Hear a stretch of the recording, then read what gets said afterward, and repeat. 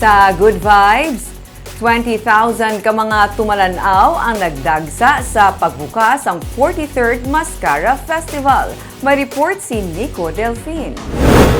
Bisan nagtupa pang ulan, nagdugok ang kapin 20,000 ka mga tumalanaw sa kick-off sa Lubong Party para sa pagbukas ng Mascara Festival sa Bacolod City Government Center sang Biyernes ang gabi.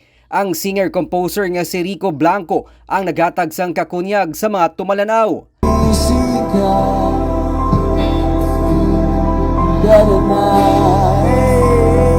Ginsundan ini sang countdown kag magarbo nga fireworks display.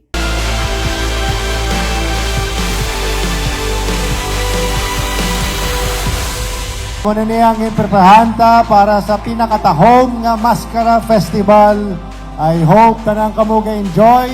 May tatlong nga semana nga mga exciting programs ang aton masugata para sini nga festival. So enjoy!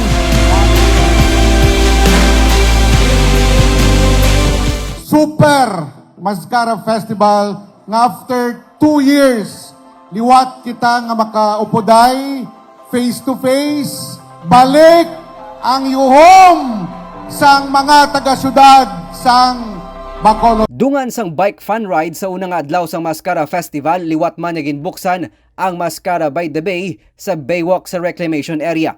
Balik You Home. This was conceptualized to encourage our people here para biskan ano ang aton pangabudlay nga naabdan sa aton COVID-19.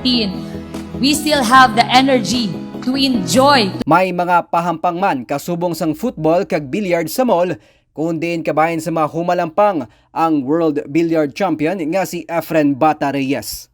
Nico Delfin para sa DG Cast Negros.